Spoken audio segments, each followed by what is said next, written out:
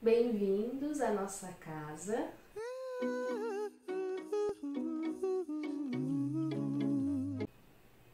E o nosso tema de hoje é humildade. Bom, para mim, um dos temas mais difíceis até agora. Acho que por estar tão longe da minha realidade, é difícil de falar de uma forma realmente sentida sobre isso, né? Mas nós sabemos que Jesus sempre coloca a humildade como uma das virtudes que nos aproximam de Deus. E o orgulho, o contrário, como um vício que nos afasta de Deus. E é um caminho sem erros.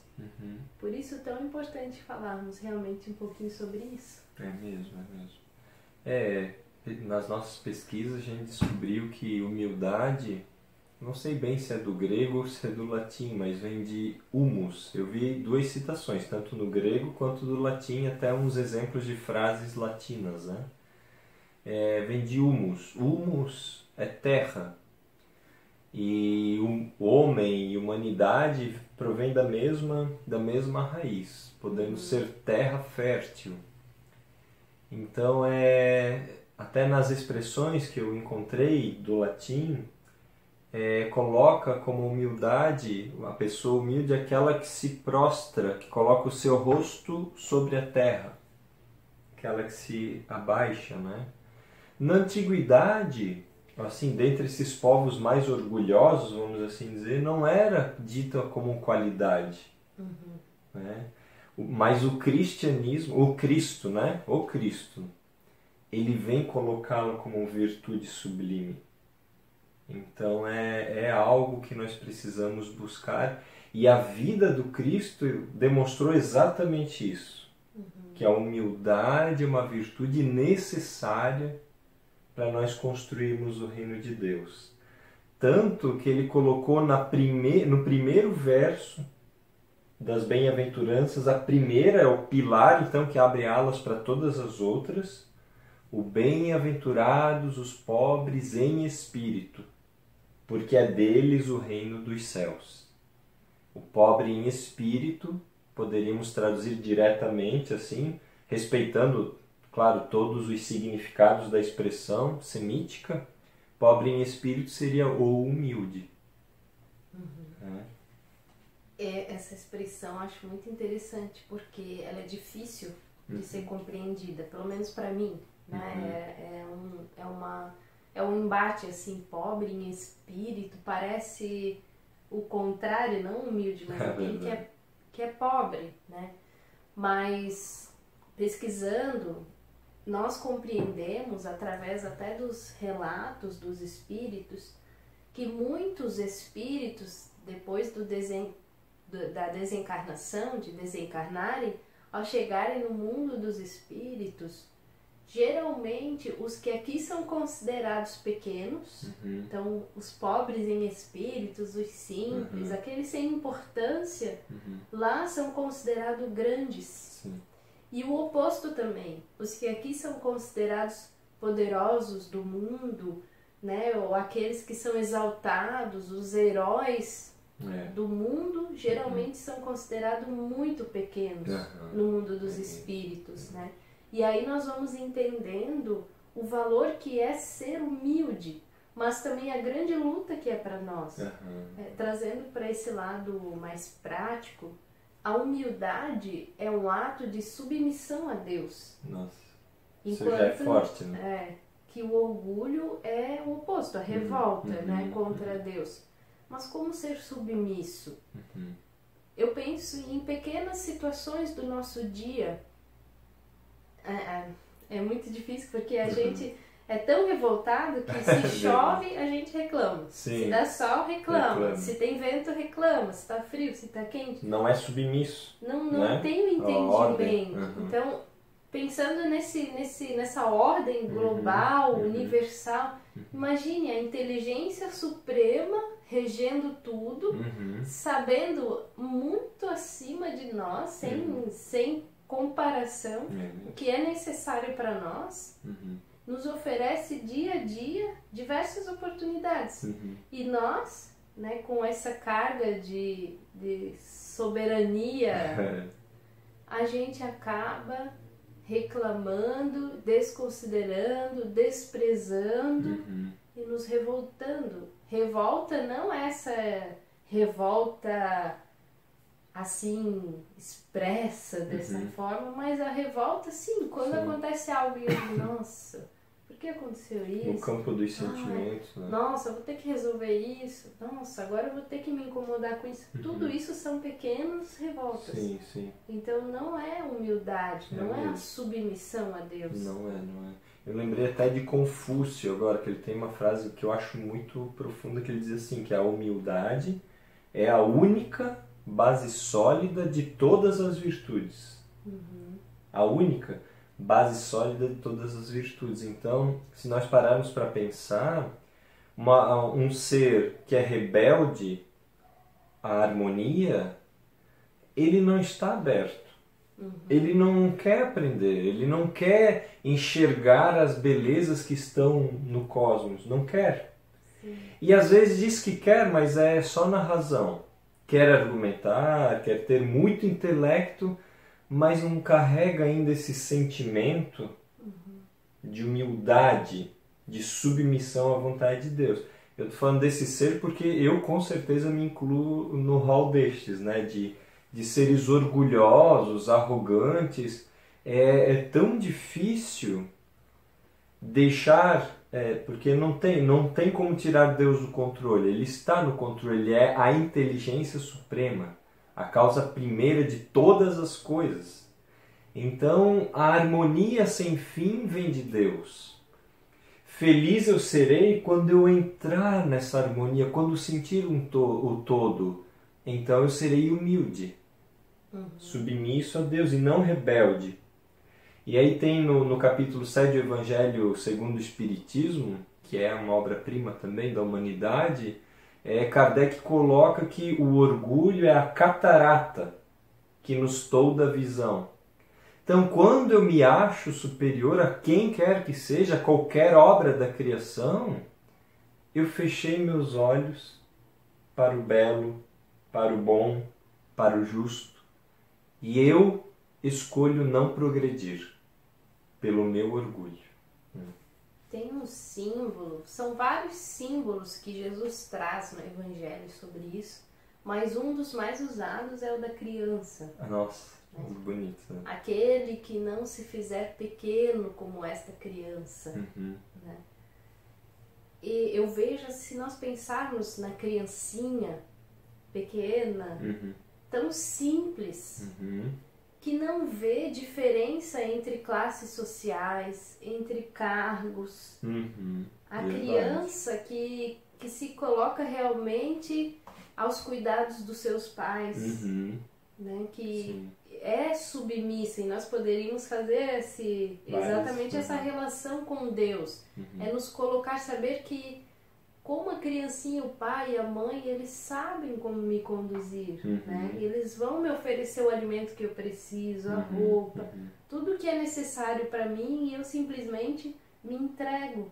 Então essa figura da criança, de tão simples, de humilde, é um modelo muito próximo de nós, que nós poderíamos usar. É mesmo. Eu penso que a humildade, aquele que é realmente humilde ou está buscando ser humilde, seria melhor, ele não quer vencer o mundo, mas quer vencer a si mesmo. Verdade.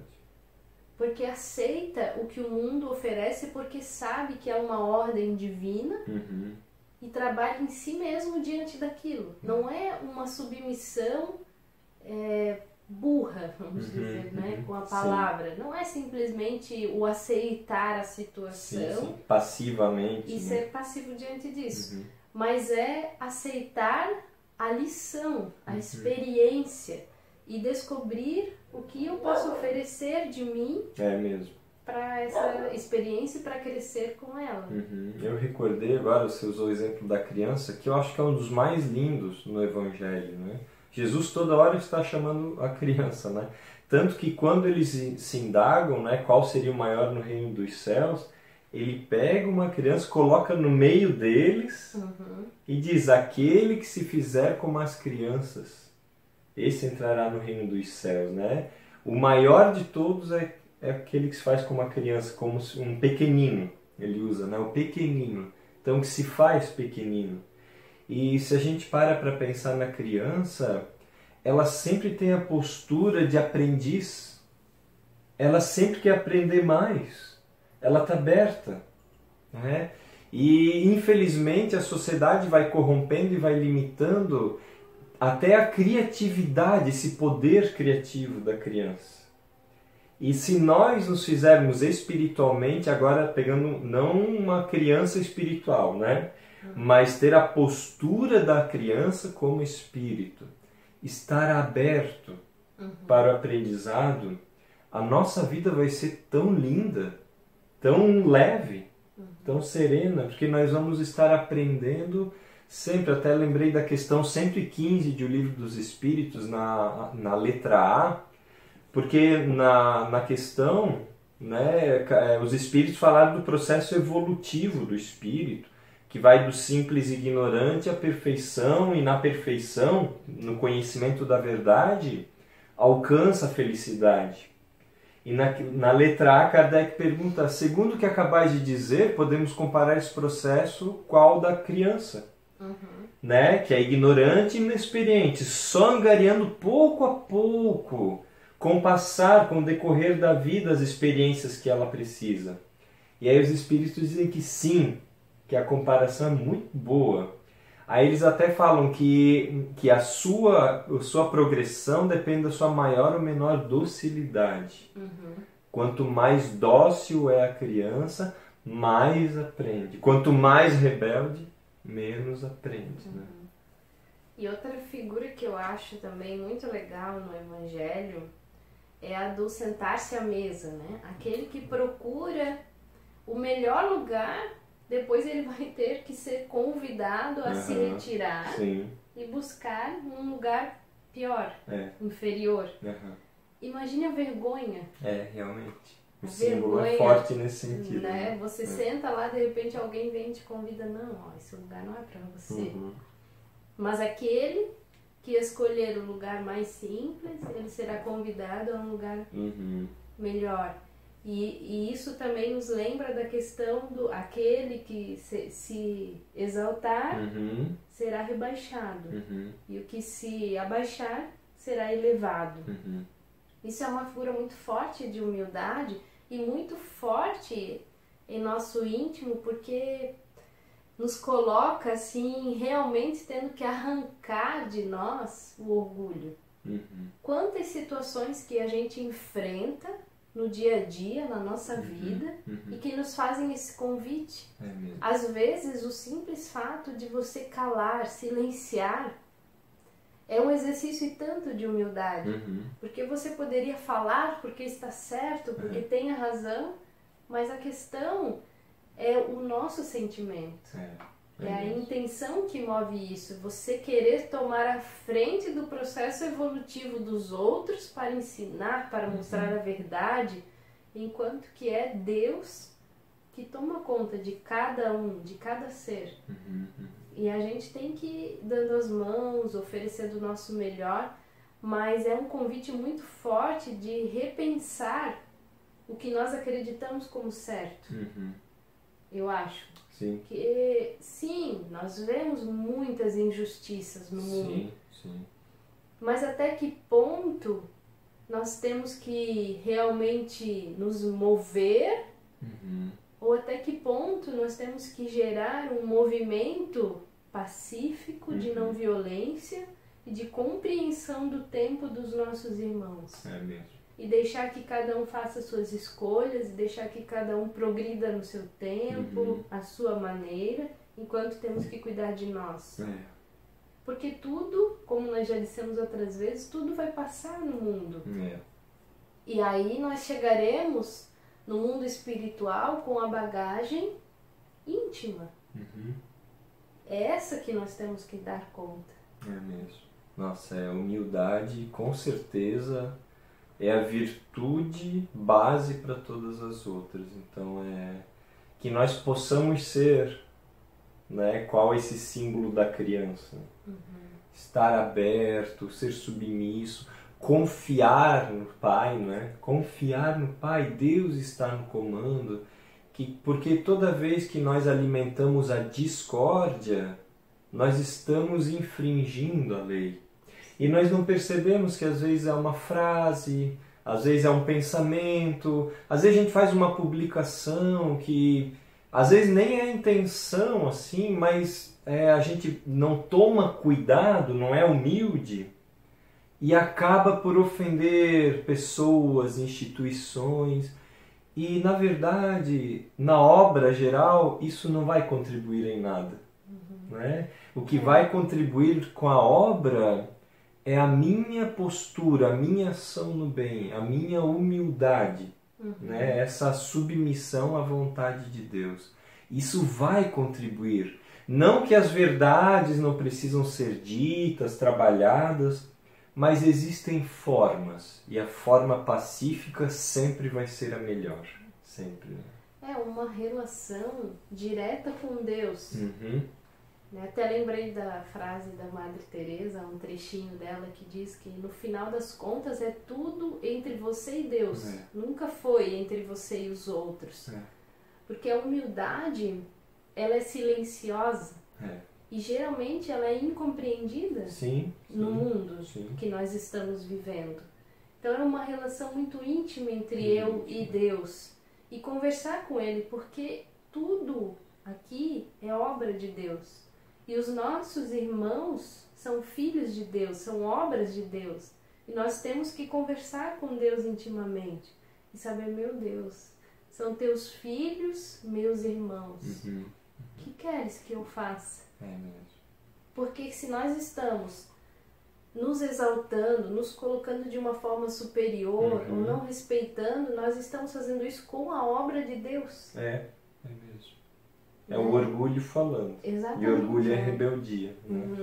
Sim. Então é uma relação muito íntima com o Pai, com Deus.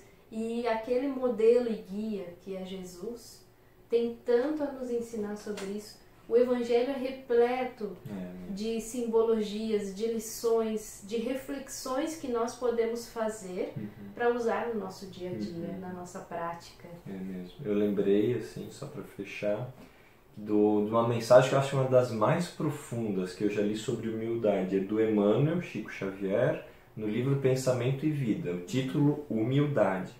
E ele vai discorrer ali até de forma científica as repercussões da humildade, as repercussões do reflexo da humildade em nós. Aí ele vai dizer que humildade é o reflexo de Deus no eu. Olha que lindo.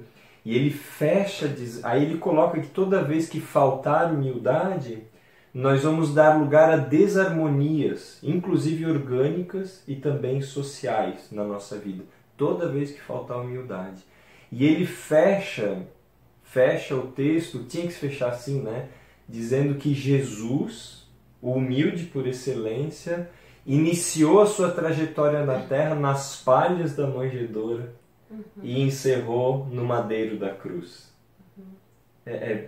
Nós precisamos de seguir modelo e ser humildes mesmo, para sermos felizes de fato. Que possamos buscar muito mais no Cristo esse caminho, a verdade, a vida. Nós temos tanto a aprender, nós temos que nos colocar de joelhos realmente, submissos, abertos, para que a gente possa ser mais feliz, para que possamos encontrar, né, essa chave de uma vida repleta de alegrias e bem-estar, não fora, mas dentro. É isso aí, muito bom. Então por hoje ficamos por aqui, até a próxima. Gigantesco abraço, fiquem com Deus.